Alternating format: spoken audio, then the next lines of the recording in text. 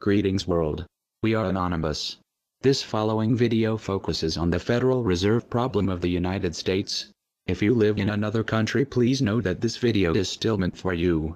The problem will affect everybody around the world as the Federal Reserve is present in all countries. Watch this video and see what has happened to the United States so you can see what you and the world are up against. We must all unite together to fight our oppressors. Please pay attention.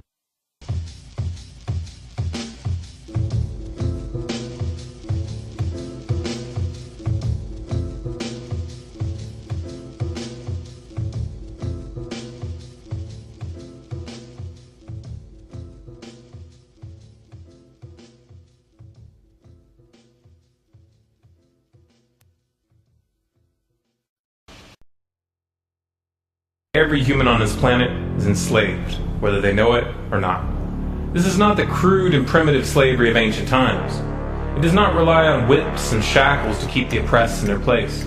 These tools have been rendered obsolete by much more sophisticated methods. That most of the enslaved are unaware of their condition and would in fact argue fiercely that they are free is a testament to the effectiveness of these invisible chains. You've heard the expression, money makes the world go round. There's truth in that. Money is the prime motive for human labor in modern civilization. If you want food, shelter, and clothing, you must have money. And unless you're part of that tiny minority that has more money than they could ever spend in their lifetime, then you must work, beg, or steal for that money. That's why you get up in the morning and go to work, even if you hate your job. And that's why the specter of unemployment is more terrifying for most people than the prospect of spending 50 years of their life performing menial tasks within the confines of a fluorescent-lit cubicle. Of course, in Western countries, some are fortunate enough to have pulled away from the brink and do not live in fear that their basic needs will be met, at least for now. And yet they keep spinning the hamster wheel. Why is that? Could it be because money and the bling that it buys have become symbols of status and prestige? Money offers an illusory form of social validation, but even those who are not caught up in distinguishing themselves by how much they accumulate still must acknowledge the social stigma that comes with poverty. The combination of these primal motivators, the need for food, shelter, clothing, and social validation, is a very powerful force. It's enough to drive humans to engage in all forms of activity, even to the point of harming themselves or others in the process. The accumulation of money is therefore an accumulation of social and psychological power, and those who control the creation of money control this power at its source. So who controls the creation of money? Well, in the case of the US dollar, it's not the government. This shouldn't be an earth-shattering revelation. The fact that the Federal Reserve is a private institution owned by a cartel of the world's most powerful banks is quickly becoming common knowledge. Even the mainstream media doesn't deny it at this point. However, the full extent of what this means is only clear when you understand how the banking system really works. And unfortunately, this isn't something we're taught in school. Once you have it explained to you in simple terms, you'll understand why. Every dollar in circulation is loaned into existence by a bank. The process begins with the Federal Reserve when they loan out money to the US government and to other entities. You've probably heard this talked about before, especially in regards to the interest rate on those loans, which the Federal Reserve raises and lowers depending on economic conditions. But what's never talked about in the mainstream is the fact that the Fed isn't actually loaning out money that they have. They are merely typing those dollars into existence on a computer. You may be inclined to believe that this money is based on some physical backing like gold, but you would be mistaken. The Federal Reserve hasn't owned any gold since the 1930s. The Federal Reserve does not own any gold at all. We have not owned gold since 1934. So we have not engaged in any gold swaps. When the Federal Reserve loans money to the US government gives the Federal Reserve government bonds in exchange. These bonds are simply written promises to pay back the money that was loaned to them with interest through taxation. So to be clear here, the government is taking out a loan from a bank that is creating that money out of thin air, and they're expecting you, the taxpayer, to cover that loan. The absurdity of this arrangement is even more obvious when you realize that up until 1913, the US government created its own money and had no need for a bank to play the part of a middleman. That new money loaned out by the Federal Reserve enters circulation through the banks, accumulates in the banks, and in the end the banks end up holding all the cards. Not necessarily for the reasons you may imagine. Contrary to popular belief, the majority of money in circulation isn't actually created by the Federal Reserve, but rather by the ordinary banks that businesses and individuals use for their checking, savings, and mortgages. How is this possible? Well, like the Federal Reserve, ordinary banks are allowed to loan out money that they don't have. There are, of course, restrictions. Banks are only allowed to loan out 10 times the amount of money that they actually have. So if Wells Fargo has $1,000, they can loan you $10,000 and they expect you to pay back that $10,000 plus interest. This is called fractional reserve banking. 75% of all money in circulation is created in this manner. Now, as bad as this may seem, this is really only the tip of the iceberg. Most banks structure payment plans so that for many years, you're paying almost nothing but interest, and only start paying down the principal gradually. The result of this strategy is that in most cases you pay far more in interest when you purchase a house than the house itself is worth. So here's the real question. If all money is created through loans, where does the money come from to pay for the interest? Let's say we reset the system to zero, loan $1,000 into existence and charge 7% interest. We now have a total of $1,000 in the system, but we owe $1,000 plus interest, and that's more. The interest ensures that there's always more debt than money in circulation, because the money to pay the interest doesn't exist. Never has, never will.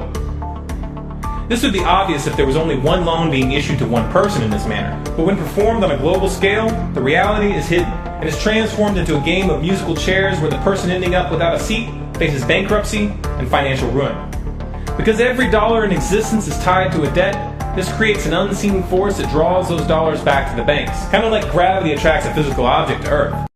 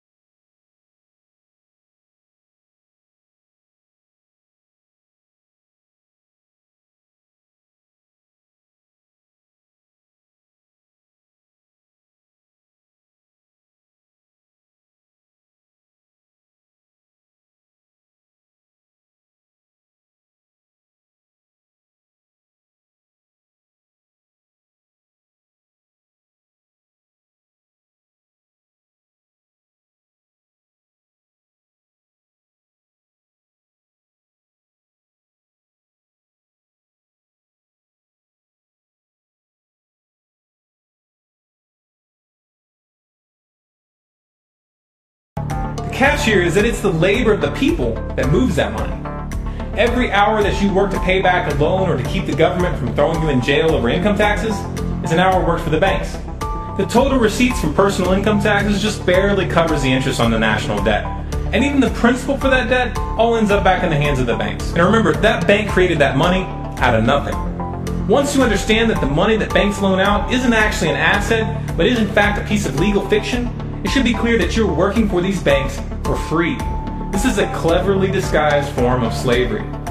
If you manage to pay your monthly payments, then you are a successful slave, and you are allowed to keep the material comforts that come with that status. But if for some reason you fail to make those monthly payments, then the bank or the IRS comes to take your house, your car, and anything else you have of value. And if somehow, even with this enormous financial advantage, the banks still get themselves into trouble, you, the taxpayer, will be forced to bail them out. No matter what, the banks win. To say the game is rigged is an understatement. You might be inclined to think that if you live outside the United States and you don't use dollars, then this situation has no bearing on your life. But you would be wrong. The dollar is both the world reserve currency and the only currency in which oil is sold on global markets. This is often referred to as the petrodollar status. This means that wherever you live, whether your country is an oil exporter or an oil importer, you are affected. If your country is an oil importer, then you are affected by the fact that in order to keep your country running, you have to acquire dollars. To acquire those dollars, you have to send goods and services to the United States or to someone else who did. Likewise, if your country is an oil exporter, you are affected by the fact that you send your oil to the US in exchange for this debt-based money. You are exchanging something of real and tangible value for digits on a screen. And if for some reason the leadership of your country grows tired of this arrangement and tries to pull off the dollar, you'll quickly find the United States military at your doorstep ready to open up a can of democracy on you. Iraq learned this the hard way when they switched their oil sales to euros in 2000, and Libya when they tried to organize a gold-based currency for Africa. Debt-based money is a masterpiece of social engineering, the ultimate tool of the ruling elite. Yet in reality, the whole thing is nothing more than a construct of belief. Our chains are the chains of the mind. And the path to freedom must also begin in the mind. If we want a better future for our children and grandchildren, then we must work right now to reach a critical mass of awakening. So in case you missed it, The Federal Reserve's only job was to issue paper currency and back up that money with gold, making each dollar refundable for gold. But what they did was they stole the gold, then printed a bunch of fake money out of thin air backed by nothing and loaned it out at high interest. They collected around $3 for every one fake dollar they produced, and they did this scam with every dollar ever made in the US. You never knew about it because they collected the interest through taxes. It was an invisible scam. This scam put you and your children in a $19 trillion debt, making your children debt slaves forever. The following video will demonstrate how much these banksters stole from the world. We are considered the 99% in the video. They, the banksters, are considered the 1% in the video. Pay attention. There's a chart I saw recently that I can't get out of my head. A Harvard business professor and economist asked more than 5,000 Americans how they thought wealth was distributed in the United States. This is what they said they thought it was. Dividing the country into 5 rough groups of the top, bottom, and middle 3 20% groups, they asked people how they thought the wealth in this country was divided. Then he asked them what they thought was the ideal distribution. And 92%, that's at least 9 out of 10 of them, said it should be more like this. In other words, more equitable than they think it is. Now that fact is telling, admittedly, the notion that most Americans know that the system is already skewed unfairly. But what's most interesting to me is the reality compared to our perception. The ideal is as far removed from our perception of reality as the actual distribution is from what we think exists in this country. So ignore the ideal for a moment. Here's what we think it is again. And here is the actual distribution. Shockingly skewed. Not only do the bottom 20% and the next 20%, the bottom 40% of Americans barely have any of the wealth. I mean, it's hard to even see them on the chart. But the top 1% has more of the country's wealth than 9 out of 10 Americans believe the entire top 20% should have. Mind-blowing. But let's look at it another way, because I find this chart kind of difficult to wrap my head around. Instead, let's reduce the 311 million Americans to just a representative 100 people. Make it simple. Here they are. Teachers, coaches, firefighters, construction workers, engineers, doctors, lawyers, some investment bankers, a CEO, maybe a celebrity or two. Now let's line them up according to their wealth. Poorest people on the left, wealthiest on the right, just a steady row of folks based on their net worth. We'll color code them like we did before based on which 20% quintile they fall into. Now let's reduce the total wealth of the United States, which was roughly $54 trillion in 2009, to this symbolic pile of cash. And let's distribute it among our 100 Americans. Well, here's socialism, all the wealth of the country distributed equally. We all know that won't work. We need to encourage people to work and work hard to achieve that good old American dream and keep our country moving forward. So, here's that ideal we asked everyone about. Something like this curve. This isn't too bad. We've got some incentive, as the wealthiest folks are now about 10 to 20 times better off than the poorest Americans. But hey, even the poor folks aren't actually poor, since the poverty line has stayed almost entirely off the chart. We have a super healthy middle class with a smooth transition into wealth. And yes, Republicans and Democrats alike chose this curve. 9 out of 10 people, 92%, said this was a nice, ideal distribution of America's wealth. But let's move on. This is what people think America's wealth distribution actually looks like. Not as equitable, clearly, but for me, even this still looks pretty great. Yes, the poorest 20 to 30% are starting to suffer quite a lot compared to the ideal, and the middle class is certainly struggling more than they were, while the rich and wealthy are making roughly 100 times that of the poorest Americans, and about 10 times that of the still healthy middle class. Sadly, this isn't even close to the reality. Here is the actual distribution of wealth in America. The poorest Americans don't even register. They're down to pocket change. And the middle class is barely distinguishable from the poor. In fact, even the rich between the top 10 and 20 percentile are worse off. Only the top 10% are better off. And how much better off? So much better off that the top 2 to 5% are actually off the chart at this scale. And the top 1%, this guy, well, his stack of money stretches 10 times higher than we can show. Here's his stack of cash, restacked, all by itself. This is the top 1% we've been hearing so much about. So much green in his pockets that I have to give him a whole new column of his own, because he won't fit on my chart. 1% of America has 40% of all the nation's wealth. The bottom 80%, 8 out of every 10 people, or 80 out of these 100, only has 7% between them. And this has only gotten worse in the last 20 to 30 years. While the richest 1% take home almost a quarter of the national income today, in 1976 they took home only 9%, meaning their share of income has nearly tripled in the last 30 years. The top 1% own half the country's stocks, bonds, and mutual funds. The bottom 50% of Americans own only 0.5% of these investments, which means they aren't investing. They're just scraping by. I'm sure many of these wealthy people have worked very hard for their money. But do you really believe that the CEO is working 380 times harder than his average employee? Not his lowest paid employee, not the janitor, but the average earner in his company. The average worker needs to work more than a month to earn what the CEO makes in 1 hour. We certainly don't have to go all the way to socialism to find something that is fair for hardworking Americans. We don't even have to achieve what most of us consider might be ideal. All we need to do is wake up and realize that the reality in this country is not at all what we think it is.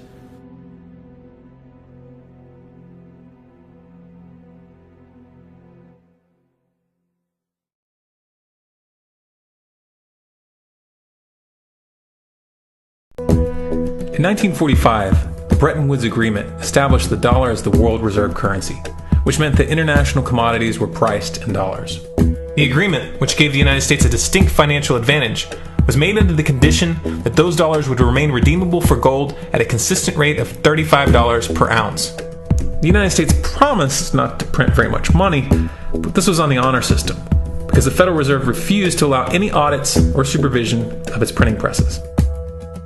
In the years leading up to 1970, expenditures in the Vietnam War made it clear to many countries that the U.S. was printing far more money than it had in gold. And in response, they began to ask for their gold back. This, of course, set off a rapid decline in the value of the dollar. The situation climaxed in 1971 when France attempted to withdraw its gold and Nixon refused. On August 15th, he made the following announcement. I have directed the Secretary of the Treasury to take the action necessary to defend the dollar against the speculators. I have directed Secretary Connally to suspend temporarily the convertibility of the dollar into gold or other reserve assets, except in amounts and conditions determined to be in the interest of monetary stability and in the best interest of the United States.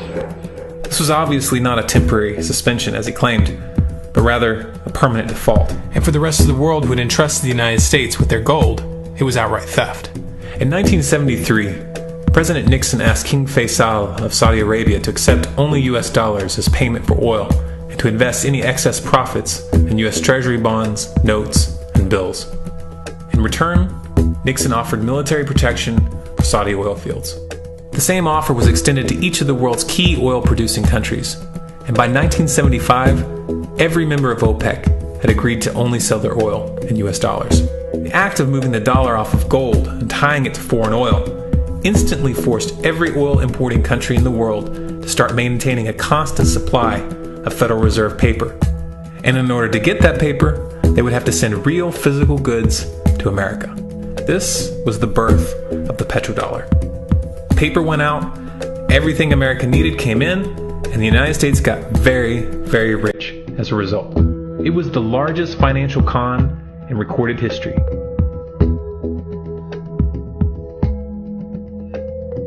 The arms race of the Cold War was a game of poker.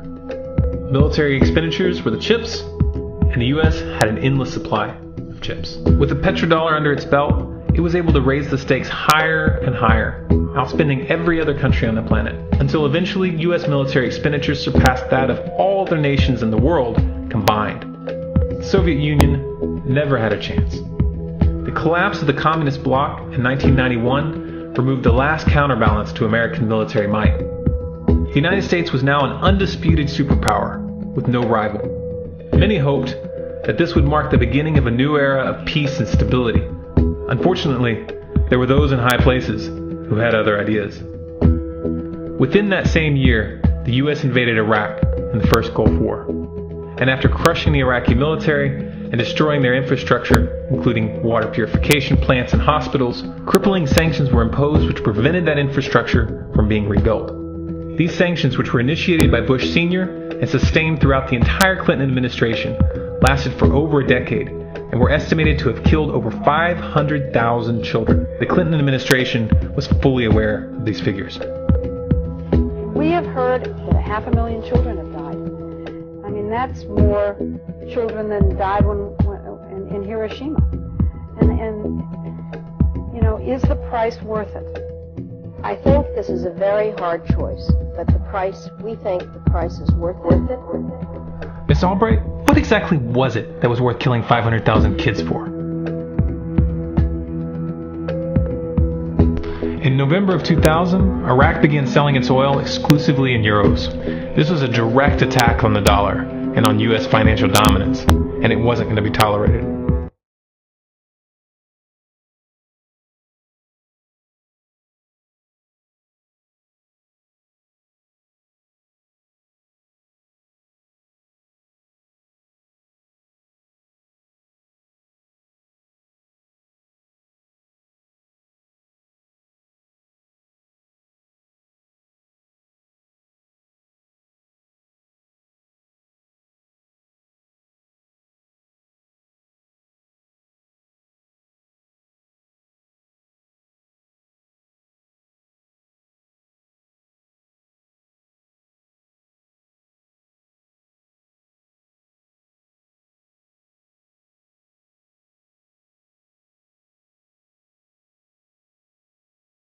Resistance of the mainstream media began to build up a massive propaganda campaign claiming that Iraq had weapons of mass destruction and was planning to use them.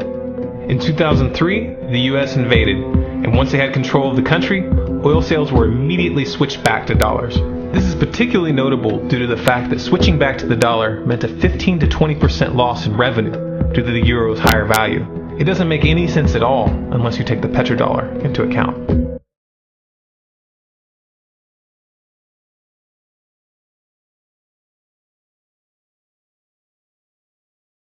So now you can see we really did go to war just to keep this Federal Reserve petrodollar scandal going. And if you think our country didn't commit 9/11 to go to war, do a little research on Operation Northwoods. It was a plan to fly multiple planes into real towers with real people, to go to war with Cuba. Congress signed off to do this act of terrorism. All branches of military did as well.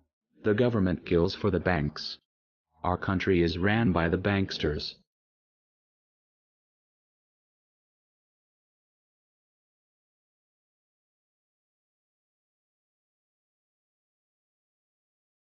To preserve our independence, we must not let our rulers load us with perpetual debt.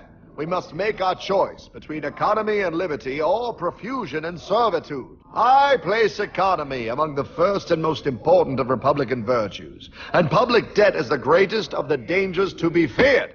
It is incumbent on every generation to pay its own debts as it goes. If the American people ever allow private banks to control the issue of their money, first by inflation and then by deflation, the banks and corporations that will grow up around them will deprive the people of their property until their children will wake up homeless on the very continent their fathers conquered. The Federal Reserve made so much profit from this money scandal they were able to literally control the government. They meet every year with politicians, presidents and many corporate giants where they control everything behind closed doors. These people control everything. This meeting is called Bilderberg Group. The Federal Reserve bankers are what are commonly referred to as the Illuminati. This is not a conspiracy. Past presidents have warned you many times this is not a conspiracy.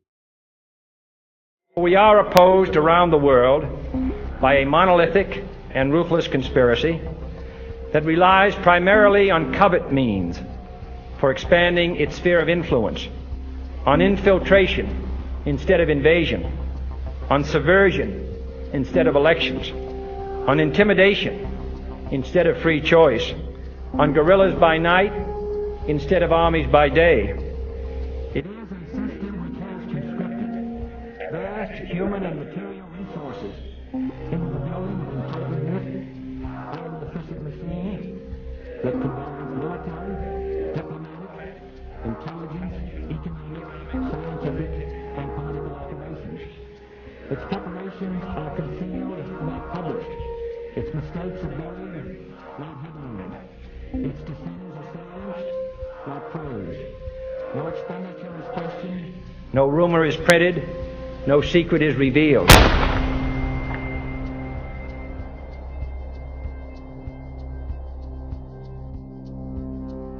What's happening? Where am I? I believe perhaps you understand now, pal, but you are afraid. JFK. Hartman, what does this have to do with my house and my dog? Oh, okay, that's enough. I want to go home now. This is the last president to stand up to the Fed. You must see. On June 4, 1963, President Kennedy signed Executive Order 11110. This executive order empowered the U.S. Treasury to issue real money without the Fed. It would have worked. Kennedy's plan to dismantle the Federal Reserve machine had begun. 6 months later, John F. Kennedy went to Dallas and never returned. No way! No way they could do that!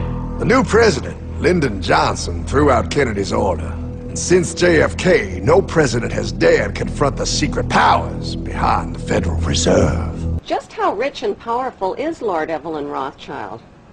Historically, the Rothschild family wealth was hidden in underground vaults. The Rothschild secret financial records were never audited and never accounted for. Their family commissioned biographies give the illusion that their family fortune has dwindled, but researchers estimate their wealth at close to $500 trillion, more than half the wealth of the entire world. Besides their many castles, palace mansions, wineries, racehorses, and exotic resorts, the Rothschilds bought Reuters in the 1800s.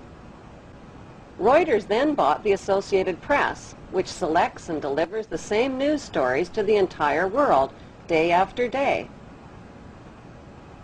They have controlling interest in 3 major television networks and easily avoid media attention since they own it. They also fix the world price of gold on a daily basis and profit from its ups and downs. Over the centuries, the Rothschilds have amassed trillions of dollars worth of gold bullion in their subterranean vaults and have cornered the world's gold supply. They own controlling interest in the world's largest oil company, Royal Dutch Shell. They operate phony charities and offshore banking services where the wealth of the black nobility and the Vatican is hidden in secret accounts at Rothschild Swiss banks, trusts, and holding companies.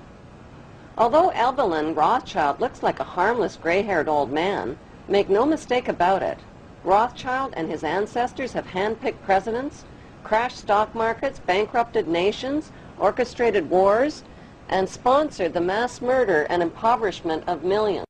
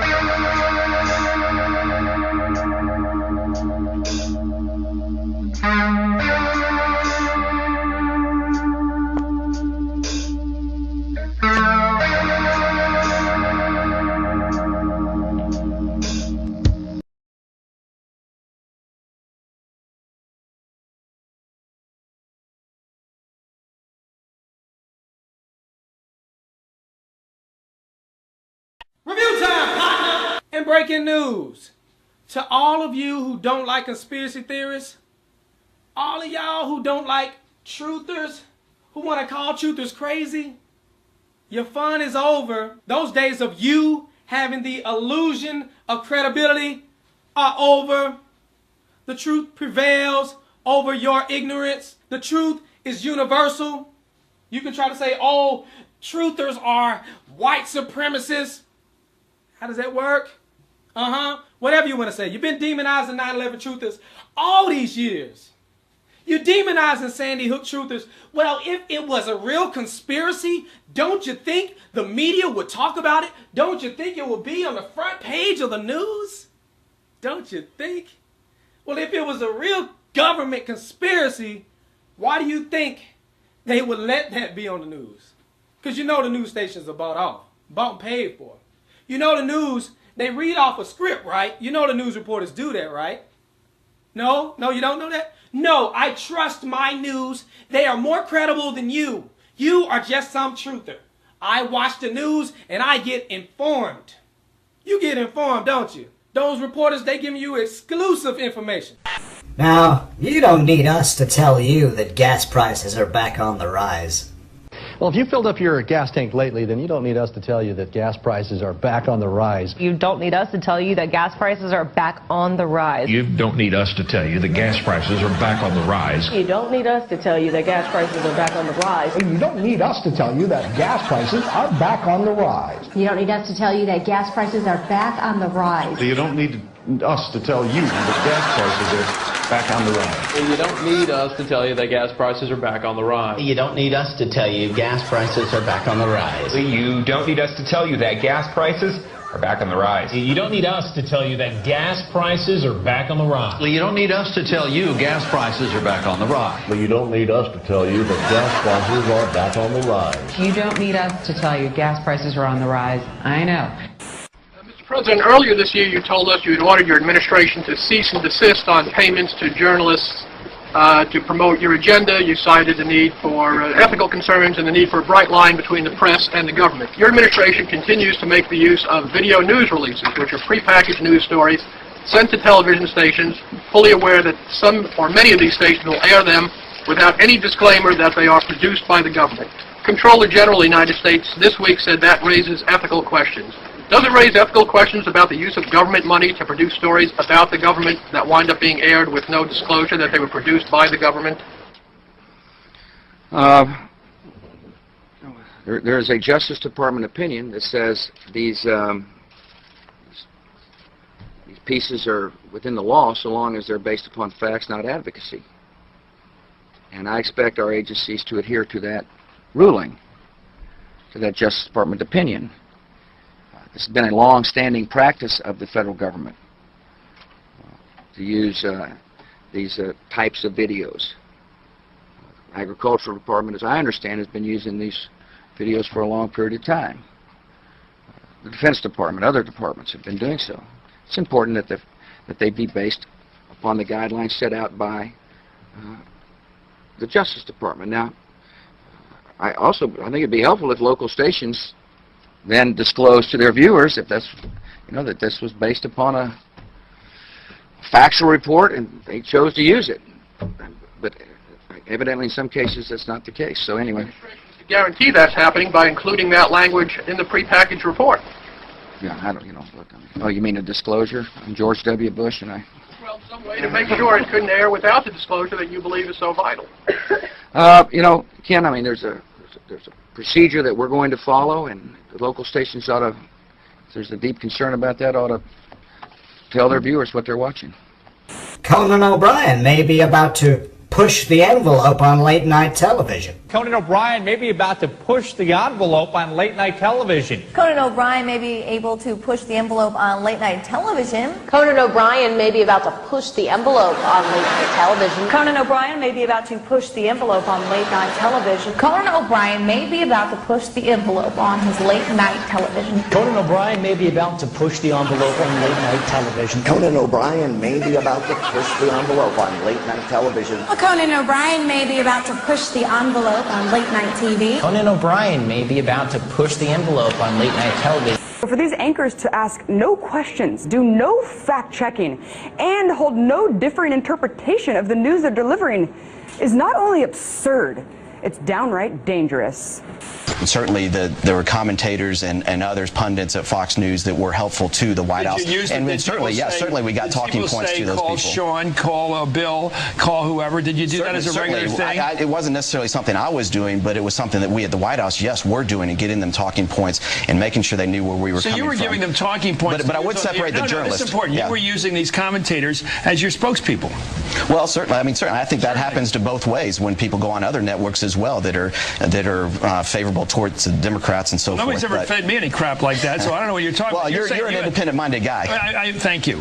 But aren't you a little embarrassed by the fact that your White House used a television network which is purportedly fair and balanced as your mouthpiece? I think everybody in this town uses people that are going to be helpful to their cause to try to shape the narrative to their advantage. Again, I would separate the journalists because the journalists that I worked with were people just like the rest of the White House press corps who were trying to report the news. So you wouldn't use Brit Hume as somebody to sell stuff for, but you'd use the nighttime guys. Yeah, I would separate that out, and certainly, you know, and they'll say that that's because they agree with those views in the White House. Well, they didn't need a script, though, did they? Well, probably not. Economic factors may take some spring out of the Easter Bunny's step this year. In consumer news, economic factors may take some spring out of the Easter Bunny's step this year. Economic factors may take some spring out of the Easter Bunny's step this year. Economic factors may take some spring out of the Easter Bunny's step this year. Economic factors may take some spring out of the Easter Bunny's step this year. Economic factors may take some spring out of the Easter Bunny's step this year. Economic factors may take some spring out of the Easter Bunny step this year. Economic factors may take some spring out of the Easter Bunny step this year. Economic factors may take some spring out of the Easter Bunny step this year. Economic factors may take some spring out of the Easter Bunny step this year. Economic factors may take some spring out of the Easter Bunny step this year. Economic factors may take some spring out of the Easter Bunny step this year. Economic factors may take some spring out of the Easter Bunny step this year. Economic factors may take some spring out of the Easter Bunny step this year. Economic factors may take some spring out of the Easter Bunny step this year. It's the third time I've said that. I'll probably say it 3 more times. See, in my line of work, you got to keep repeating things over and over and over again for the truth to sink in, to kind of catapult the propaganda.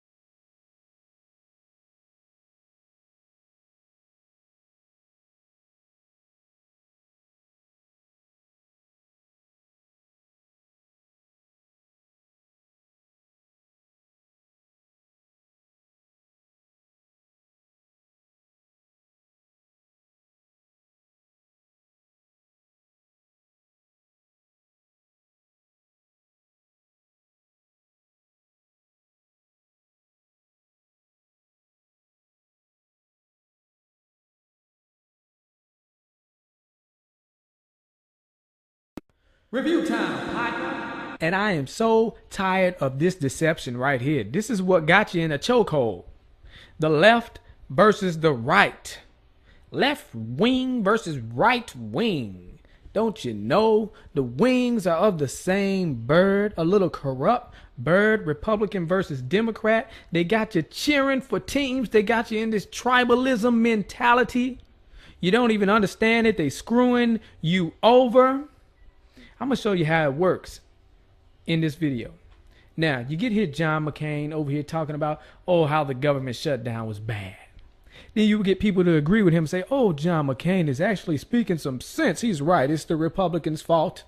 The Democrats love this little interview because, you know, it makes the Republicans look bad and gives them a reason to cheer for the blue team. Yeah, you're cheering for the blue team, but you're getting screwed over with this Obamacare. You're going to get McCain saying it was a bad idea to shut down the government because they wanted to repeal Obamacare. And what you going to do? Replace it with Romney Care, the same thing? That's where Obamacare came from, Romney Care. You see what I'm saying? Either way it go, we would have had this same type of health plan. Guess who else had the health plan? Hillary Clinton. You see, these New World Order compliant candidates, They are backed by Wall Street. You don't have a real choice unless you go outside the Republicans and Democrats. This is how they keep screwing you over. Let's get into the video. Thank you, Martha. You know, I've heard a lot of veterans so emotional to the point of tears over this issue. Talk to me about how you think this has been handled by the White House. Oh, I think it's been terribly handled by the White House, but let's have a little straight talk, Martha. Straight talk. They wouldn't have had the opportunity to handle it that way if we had not shut down the government on a fool's errand. That's when the Democrats start cheering. Go ahead, get your cheer on. That we were not going to accomplish. The whole premise of shutting down the government was the repeal of Obamacare. Oh. I fought against Obamacare harder than any of the people who wanted to shut down the government. I bet you did. I campaigned all over this country in 2012 saying elect Mitt Romney and we'll repeal and replace Obamacare. But see, that's so dumb. Obamacare is the same thing as Romney Care. See, it's all about getting you to cheer for the team. Check this out right here. Convinced that Republicans will win in November and we will regain our majorities in both the Senate and the House. Go ahead, Republicans, start cheering.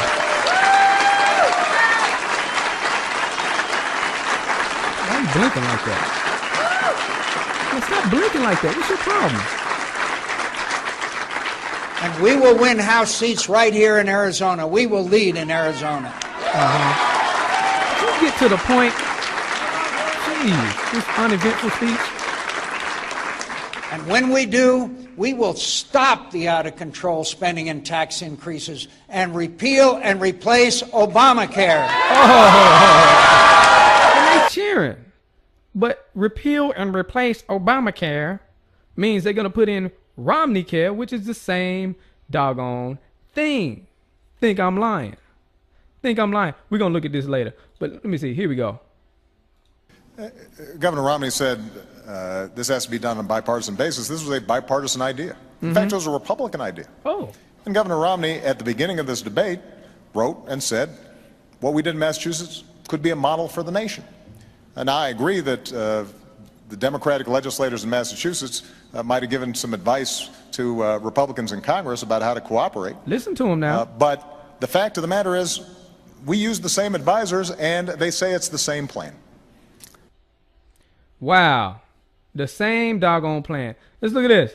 There are some terrific Republican ideas. Mitt Romney in Massachusetts has initiated mandatory insurance so that everybody has to buy in, but then the government helps out those who can't afford it. Those kinds of bold initiatives, I think the Democrats have to put forward bold as heck. If, in fact, we can credibly claim that we can run the country and not simply criticize on the sidelines. Now, this is key. This is in 2006. You see, he's praising this individual mandate, too. It's funny he's doing that. So either way it go, we would have had this Obamacare, Romney Care plan. But remember, I said Hillary ran on that plan as well. Obama didn't seem to like the individual mandate. That's how he got elected. Well, one of the reasons that made him look good, because he said he wasn't for individual mandate. Let's check it out right here. Didn't represent her properly. They misrepresent her. Did they, and what do you say about that? Well, obviously, I think that they represented her position properly, which is that she supported in the past NAFTA, which has been pretty hard on Ohio. And we've had an ongoing discussion about health care. Both of us want to provide health care to all Americans. There's a slight difference, and her plan is a good one, but... Slight difference. This is the slight difference he's talking about. Check this out. She mandates that everybody buy health care. She'd have the government force every individual to buy insurance. Which is what Obamacare is. And I don't have such a mandate because I don't think the problem is that people don't want health insurance. It's that they can't. No, I don't want it. I don't want health insurance. Afford it. So I focus more on lowering costs. And this is a modest difference, but it's one that she's tried to elevate, arguing that because I don't force people to buy health care that I'm not insuring everybody. Well, if things were that easy, I could mandate everybody buy a house, and and that would solve the problem of homelessness. It doesn't. Uh-oh, watch out, y'all. He might do that next. So There you go. Obama with his lying self. Y'all need to stop with this. You're over here arguing, acting like you're against Obamacare, you Republicans. And they're talking about repeal and replace Obamacare with the same thing. What the heck is your problem? Get out of this tribalism mentality. And people who would say, oh, we need Hillary Clinton. Well, she down for the same plan. It's the same thing. It's the same scheme. And why in the heck do we have a president who not only tries to sell us on a product, but forces us to buy it and penalizes us if we don't? Precisely because the product is good. I want the cash registers to work. I want the checkout lines to be smooth. So I want people to be able to get this great product.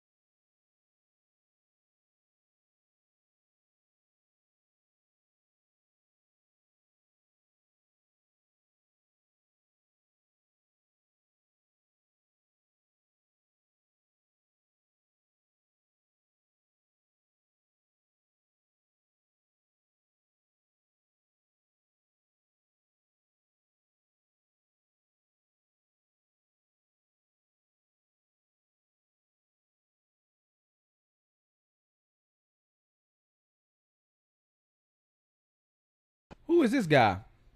I don't know, but he seemed like a nice old man. Nice old man. No, this right here is David Rockefeller.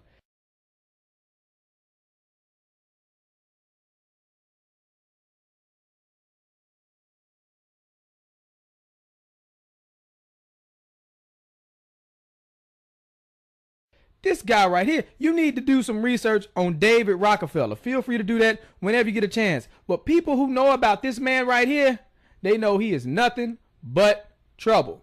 Rockefellers, come back. We don't want your new world order, you know? Leave Chile right now. Leave Chile. You are not... You're killing a lot of people. You're killing a lot of people. Leave here. Leave Chile right now. Leave Chile. Leave Chile.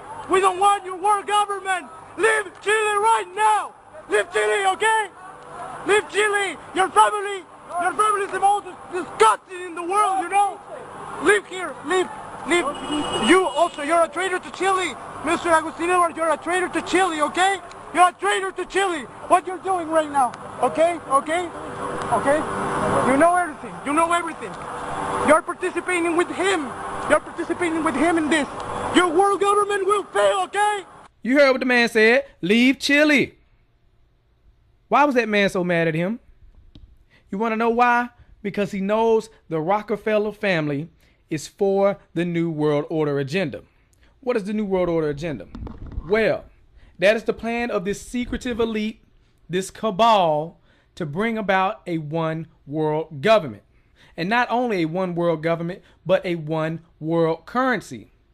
And not only a one world currency, but a one world religion to glue it all together, which would mean they would have total control.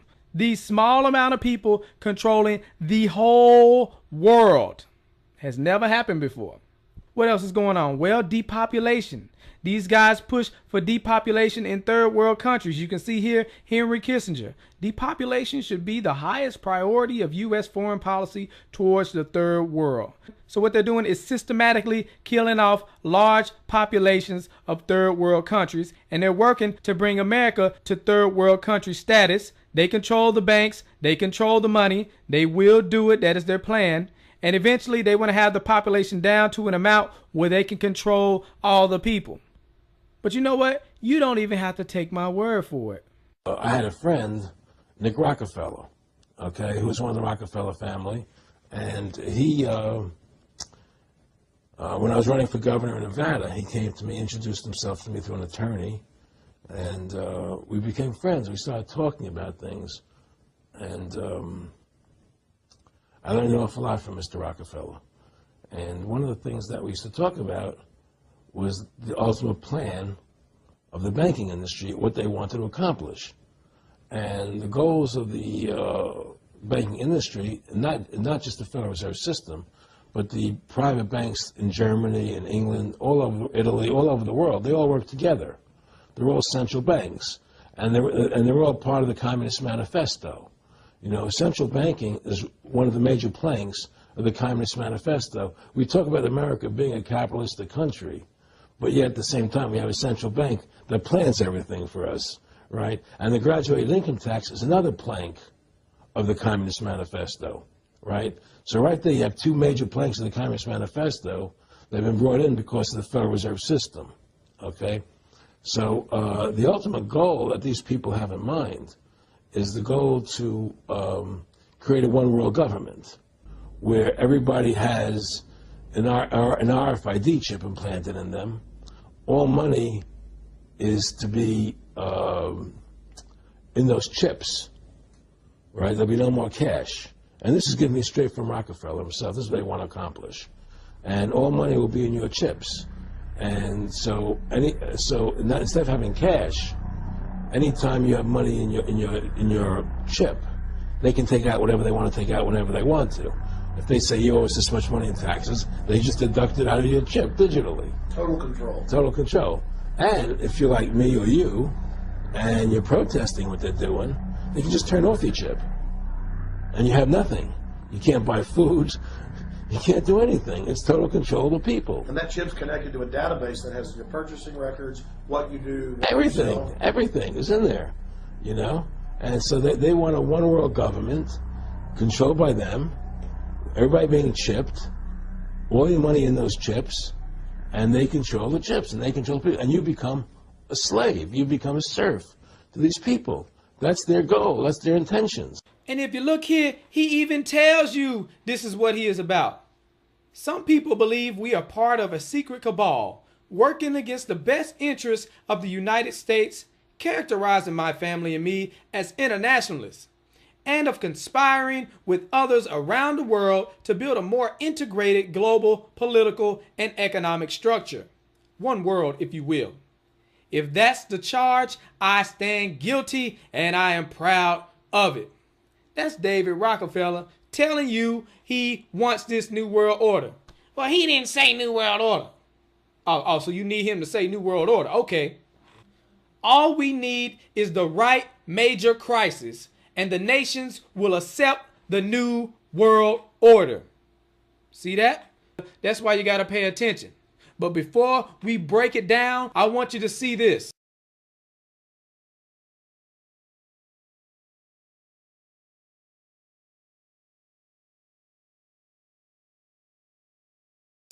You were both in Skull and Bones, the secret society. It's so secret we can't talk about it. What does that mean for America? The conspiracy theorists are going to go wild. I'm sure they are. I don't know. I haven't seen the web. Number 322? First of all, he's not the nominee. And, look, I look forward... Are you prepared to lose? No, I'm not going to lose. You both were members of Skull and Bones, a secret society at Yale. What does that tell us? Not much, because it's a secret.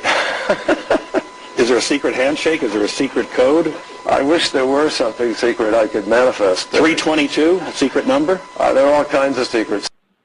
We had a worldview. Republican and Democratic presidents alike, from Harry Truman to George Bush, stood for freedom and stood for certain propositions that would make America strong and healthy and grow the middle class and shrink poverty and stand against communism. And after 1989, President Bush said, and it's a phrase that I often use myself, that we needed a new world order. We have before us the opportunity to forge for ourselves and for future generations a new world order, a world where the rule of law, not the law of the jungle, governs the conduct of nations. When we are successful, and we will be, we have a real chance at this new world order, an order in which a credible United Nations can use its peacekeeping role to fulfill the promise and vision of the UN's founders.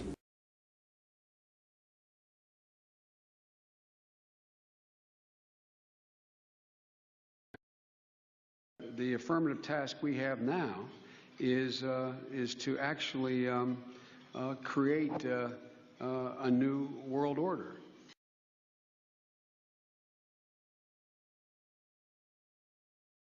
If you go outside the city of Atlanta, go east about 60 or 70 miles to the town of Elberton, and then go north on Highway 77 about 10 miles, you'll find off to the right what's called the Georgia Guidestones. It looks kind of like Stonehenge, these big, huge granite rocks set up there. This was done by a guy who gave a pseudonym, came in, paid cash, had this company set these things up in 1980. He called himself R.C. Christian, but that's not his real name. It says right on the stones, a pseudonym, false name. On these Georgia Guidestones, it gives the 10 Commandments for the New World Order. 10 Commandments for the New World Order. The first commandment was to maintain humanity under 500 million. I went there and looked at those things and said, now, hold on a minute. Today's population is 6 billion. They want to maintain humanity under 1/2 billion. Looks like a lot of people got to die for their plan to work, which is, by the way, the plan.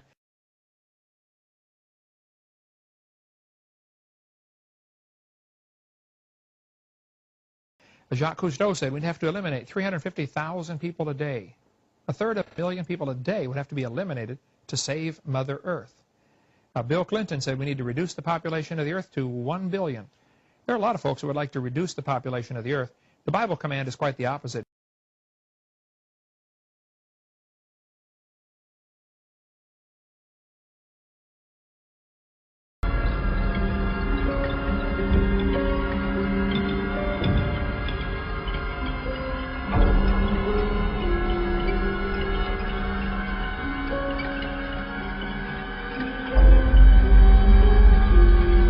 America's place in the New World Order should be. It's always been seen as the global policeman.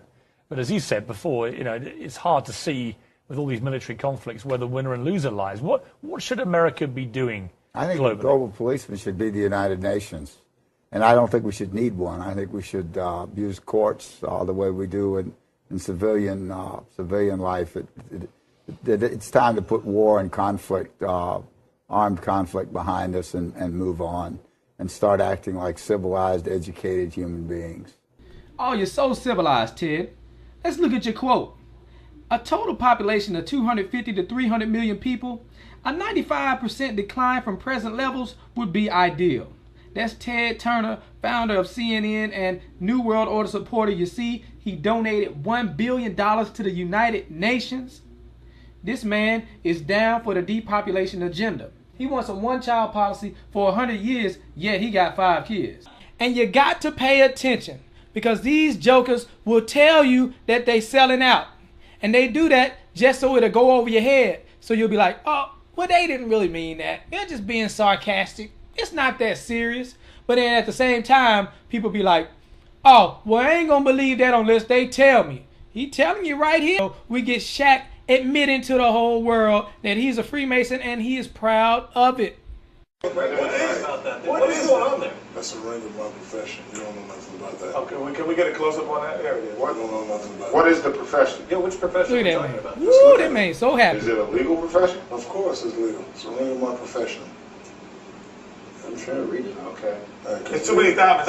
He's like, yep, I'm a Freemason. Ain't nothing you can do. Mason, are you a Mason? Of course. And all them jokers around him know what's going on. That's a secret ceremony. Well, you might as well put your pinky out when you drink your drink. Put your pinky out. You know the secret ceremonies with the candles and the everyone wears. Anyway, the Clippers. The Clippers. But that is impressive, Mr. O'Neal. I don't have a championship. Anyway, so the Clippers. Oh yeah, I have 4.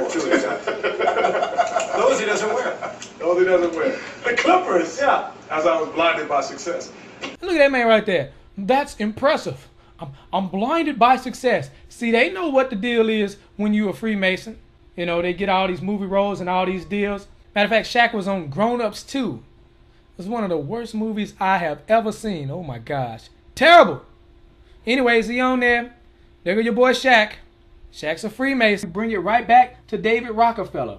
All we need is the right major crisis and the nations will accept the New World Order. So they're going to bring out a problem and then they're going to offer a solution. One of their plans is to devalue the dollar so that it barely has any buying power. So then you go to the store, you can barely buy anything. You see the food on the shelf, but you can't afford it. What happens then? People start going crazy. People start to panic. Then people start robbing each other. People start killing each other. So then we need to bring in the police state. Oh, we're asking the government for help. And surely they are here to bring the order out of chaos, but it's not just any order, it is the new world order. And not only that, but they're going to bring about a one world currency to replace the old currency, and then they're going to bring it into a cashless society where you got to get the chip. All your money being on the chip. And also to glue it all together, the one world religion. Where these sellouts come to play, they are new world order compliant. They are here to sell you the agenda. They're going to let you know how cool it is to get a microchip in your arm. Some of y'all might think it's cool, but I know a lot of y'all don't like this type of stuff. So I'm just making sure you are aware of their agenda.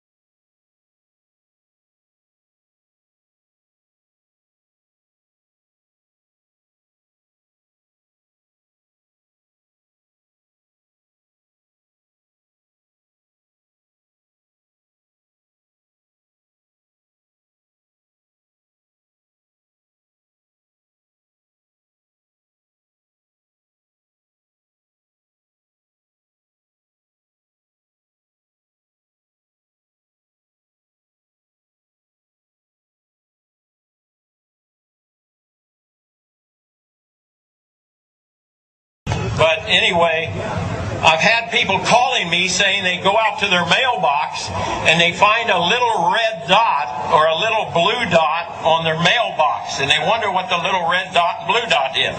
Well, it's marking your mailbox by the government, so when foreign troops come in here on us after martial law, if you have a red dot on your mailbox, they take you out immediately and shoot you right in the head. But if you have a blue dot, they take you to the FEMA camps being built by Halliburton right now to house 50 million Americans. They're building enough concentration camps in America by Halliburton that Cheney's getting rich off of, Vice President Cheney's getting rich off of, to put those with the blue dot on your mailbox in those concentration camps. Now, if you go out and you find a pink dot, on your mailbox, that means that they believe you'll be a good slave and you're going to go along with the program and serve our international Antichrist masters. So watch for that dot.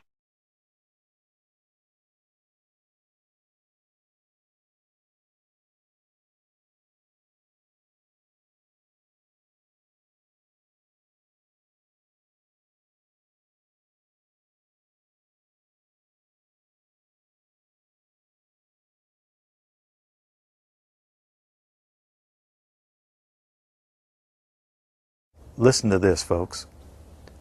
I was pulled to the side road, which was a new cut gravel dirt road in front of a business, a builder supply business. And the right side of the road was filled with, which I thought was portable toilets. I never looked at them that close. Same in color, maybe black, but which was an odd color. And I asked him about the field of black boxes. What were they? Because I'd never seen anything like that. And his statement was that if he told me, I would be one of few people in Madison, Georgia that knew about them. And he says they're disposable coffins, I believe he told me. And he says there's 100, at that time he said there was 125,000 there.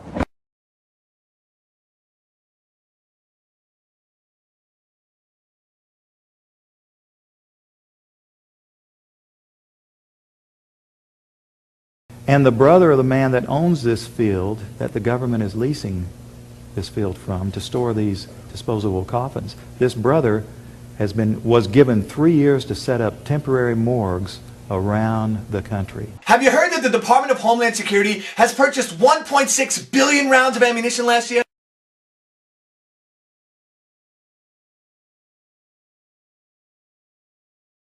I mean, that's got to cost millions and millions of dollars. Correct me if I'm wrong, but isn't this country broke? I mean, you turn on the TV, you hear how we're laying off air traffic controllers, how people are going to die because of it. I mean, Harrison Ford is in a tizzy, and we're spending this much money on bullets? Do you know that 1.6 billion rounds of ammunition is enough to fight a 20-year war and still have bullets left over? My question is, who is the Department of Homeland Security planning to shoot? Do you realize that over the past couple of months, our government has tried to pass bills through Congress allowing them to arrest American citizens without due process, allowing them to kill American citizens without due process? And it's got the 5 regions for the FEMA camps, and it talks about barricades and barbed wire and armed guards, and it says that they've built the camps and that now they need to get ready to staff them, and that they need to be ready within a 72-hour period. And so I want to challenge everybody to call their friends and their families now and realize that the new economy is to put tens of millions of people, we already have the biggest prison population in the world, in this archipelago, this giant chain of facilities all over the country. The following video details the contents of a Department of Defense document entitled Internment and Resettlement Operations, also known as FM 3-39.40. The document is 325 pages long and it is signed by Joyce E. Morrow, Administrative Assistant to the Secretary of the Army. It was created in 2010, however, has just been recently leaked to the public via the internet and can now be downloaded from multiple sources. In the description below, you'll find a download link for the document. I strongly encourage you to download it yourself and to verify everything that's being said here. The document outlines military procedures for internment and resettlement of civilians, and it describes the layout and the administration of these internment camps. It clearly states on page 38 that it applies within U.S. territory, and it specifically addresses the detainment of U.S. citizens, as is indicated by the identification procedures for new prisoners on page 146, which states that social security numbers are to be recorded alongside their photograph and fingerprints.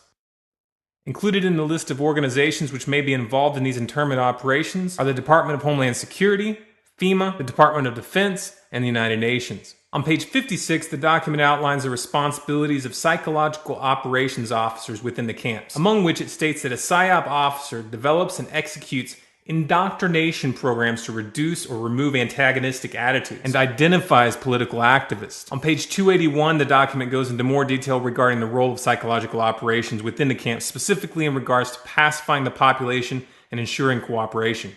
On page 238, it gives the conditions for the use of deadly force in such camps. Among the justifications for lethal force, it includes to terminate an active escape attempt. That point right there should make it clear that these camps are not benevolent disaster relief type facilities. On page 244, the document calls for the use of snipers during riots to, quote, scan a crowd and identify agitators and riot leaders for apprehension and fire lethal rounds if warranted. On page 260, it shows the basic layout for a facility focusing on detainment. It is depicted with interrogation areas, tribunal areas, and mortuaries. Each detainment facility is designed to hold 4,000 prisoners, and they are depicted with multiple levels of barbed wire separating compartments within the facilities, with a double barbed wire fence enclosing them, and watched over by 24 guard towers. On page 261, the document depicts the layout for what they call civilian resettlement facilities, which are designed to house 8,000 people. Though it uses the word resettlement, the plans show multiple levels of barbed wire dividing the sections of the facility, with double barbed wire fencing on the outside, as well as 16 guard towers. On page 262, the layout for facilities designed for what they call non-compliant prisoners is shown. These camps are designed to hold up to 300 prisoners, they have 3 interrogation centers, and are guarded by 13 guard towers. Now, if there's any question whether these plans are active or just theoretical, this should be settled by the fact that the U.S. Army has been running ads for job positions in these camps since 2009, and apparently, they're still hiring. Once again, if you look in the description, you'll find all the links you need to verify this information. It's important to note here that this document was created in 2010, which was under the Obama administration, and it predates the NDAA of 2012, which authorized military detainment of U.S. citizens. This clearly shows a long-term agenda at work.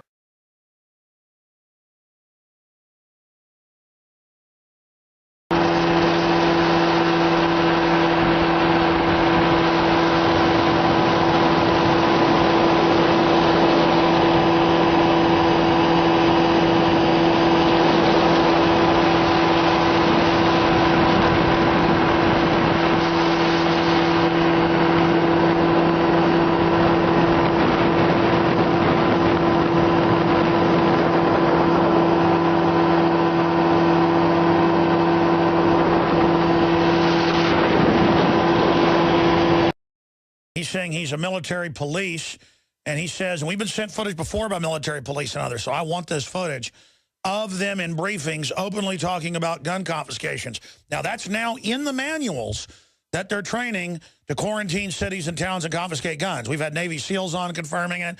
We have the documents. We know that. But footage, not just in some Army manual, but footage could really, really hurt the folks that are trying to covertly prepare the military for basically civil war. Brian, obviously, you've got to go back in right now. Tell us as much as you can and how we get this footage, but describe it for us. Okay, so I was in a briefing with FEMA. FEMA runs my old unit. I'm actually out now. I got out in September of this year. They were talking about suspension of the Constitution, Second and Fourth Amendment rights being taken away, and I openly asked them, are we going to take guns? He says no, but he says they will. It's clearly on the video. They will, talking about the FEMA guys with us. So that's the gist of the video. You could, I'm filming the floor because it kind of startled me when they said that they're going to suspend the Constitution under martial law, which is pretty scary to me. Essentially, yeah, we pretty much at that time, your Second Amendment, all your rights, First Amendment rights, pretty much everything is just, is that moment, just interrupted. Yeah. So you said that martial law suspends their Second Amendment, so I'm not going to, but would you say we would take weapons from people? Yeah, that's what they do. Yeah.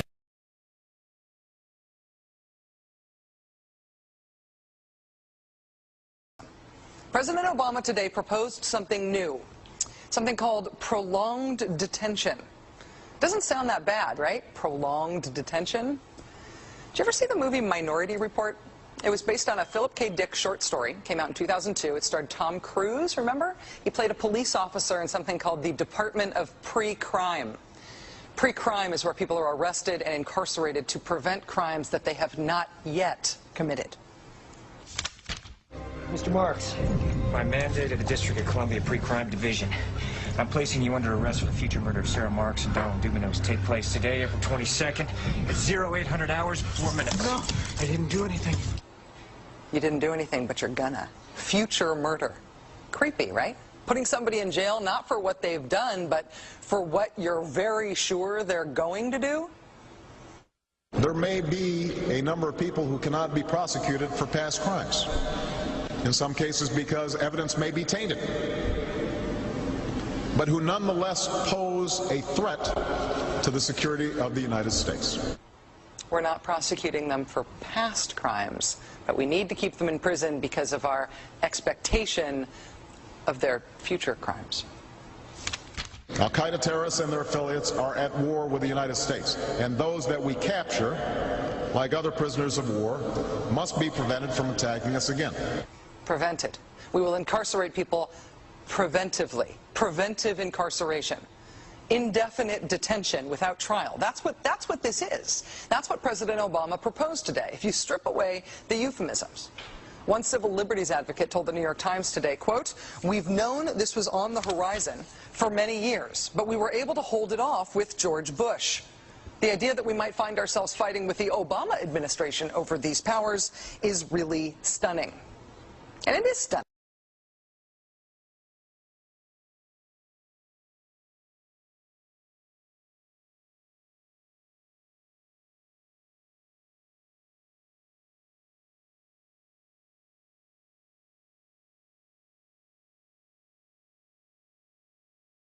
As a psychiatrist, I remember very well the condemnation by the American Psychiatric Association of Soviet psychiatrists and the Soviet Union for their use of psychiatric techniques and psychiatric medications to control political dissidents. Sadly, shockingly, we in the United States have become those same oppressors.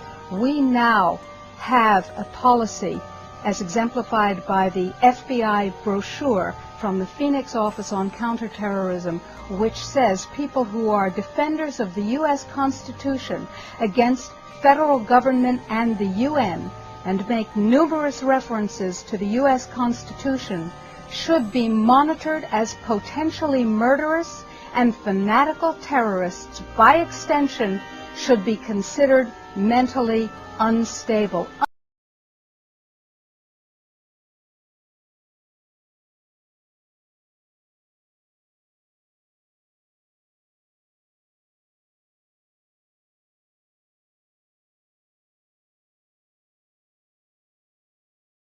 Department of Justice memo, which tells local police what should you be looking out for in kind of everyday terrorism prevention and terrorism watch activities. And one of the things that is considered a potential terrorist risk is individuals who harbor doubts about the official story regarding 9/11. The memo adds 9/11 official story skeptics to the growing list of targets. Know good and well that someday there could be a government in power that is shipping its citizens off for disagreements. There are laws on the books now that characterize who might be a terrorist. Someone missing fingers on their hands is a suspect, according to the Department of Justice. Someone who has guns, someone who has ammunition,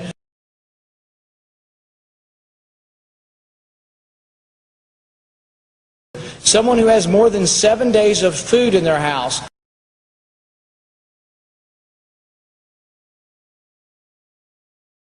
can be considered a potential terrorist. If you are suspected by these activities, do you want to have the government have the ability to send you to Guantanamo Bay for indefinite detention?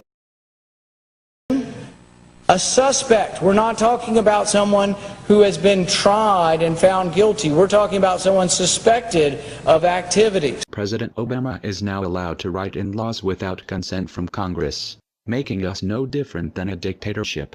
The president has just signed many executive orders that allows the government to take your assets, your homes, your children, transportation, and gives the government permission to put you into concentration camps and labor camps. If you do not believe me, here are the executive orders. Read them yourself. Here we go. Executive Order 10990 allows the government to take over all modes of transportation and control of all highways and seaports. Executive Order 10995 allows the government to seize and control the communication media. Executive Order 10997 allows the government to take over all electrical power, gas, petroleum, fuels, and minerals. Executive Order 10998 allows the government to seize all means of transportation, including personal cars, trucks, or vehicles of any kind, and total control over highways, seaports, and waterways. Executive Order 10999 allows the government to take over all food resources and farms.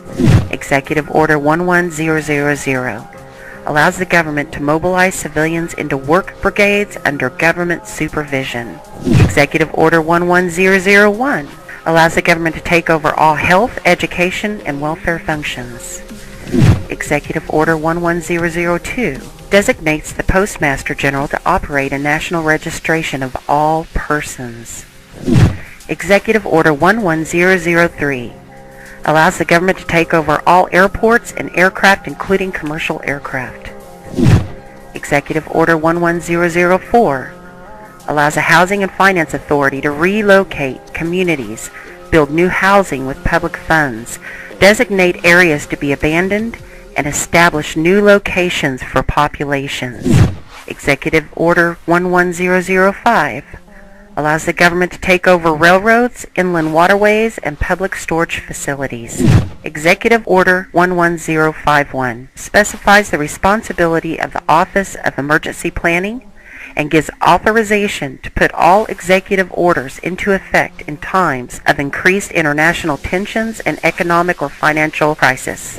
Executive Order 11310 grants authority to the Department of Justice to enforce the plans set out in executive orders, to institute industrial support, to establish judicial and legislative liaison, to control all aliens, to operate penal and correctional institutions, and to advise and assist the President. Executive Order 11049 assigns emergency preparedness function to federal departments and agencies, consolidating 21 operative executive orders issued over a 15-year period. Executive Order 11921 allows the Federal Emergency Preparedness Agency to develop plans to establish control over the mechanisms of production and distribution of energy sources, wages, salaries, credit, and the flow of money in U.S. financial institution in any undefined national emergency. It also provides that when a state of emergency is declared by the President, Congress cannot review the action for 6 months. The Federal Emergency Management Agency has broad powers in every aspect of the nation. General Frank Salzito, chief of FEMA's Civil Security Division, stated in a 1983 conference that he saw FEMA's role as a new frontier in the protection of individual and governmental leaders from assassination and of civil and military installations, from sabotage and or attack, as well as prevention of dissident groups from gaining access to U.S. opinion or a global audience in times of crisis. FEMA's powers were consolidated by President Carter to incorporate the National Security Act 1947 that allows for strategic relocation of industries, services, government, and other essential economic activities, and to rationalize the requirements for manpower, resources, and production facilities. The 1950 Defense Production Act gives the President sweeping powers over all aspects of the economy. The Act of August 29, 1916 authorizes the security of the Army in time of war to take possession of any transportation system from transporting troops, material, or any other purpose related to the emergency. The International Emergency Economic Powers Act enables the President to seize the property of a foreign country or national. These powers were transferred to FEMA in a sweeping consolidation in 1979.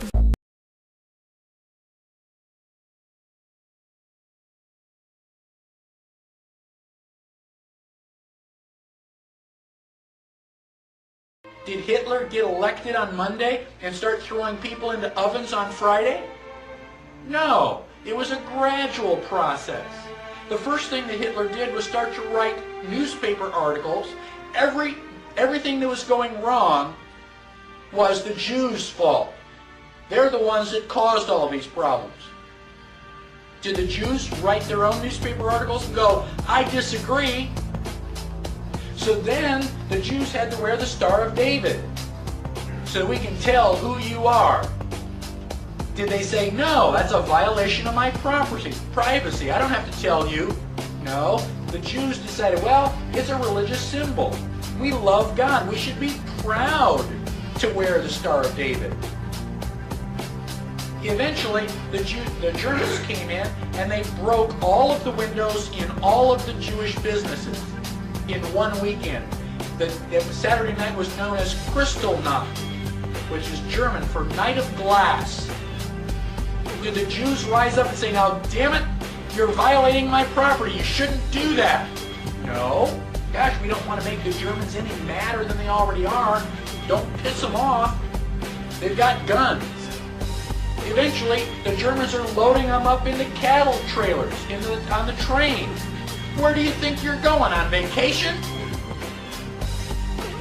Where do you think they're going to take you? Well, now you're cold and naked and they're walking you into the ovens where you're going to go to mass execution. Is it time now to raise your hand and say, you know, I tend to disagree with all of this? Bang! You're dead. It's too late to complain. You should have complained at the beginning, when you at least had a chance. How bad do things have to get before you do something? Do they have to take away all your property? Do they have to license every activity that you want to engage in? Do they have to be throwing you on cattle cars before you start to say, now wait a minute, I don't think this is a good idea? How long is it going to be before you finally resist?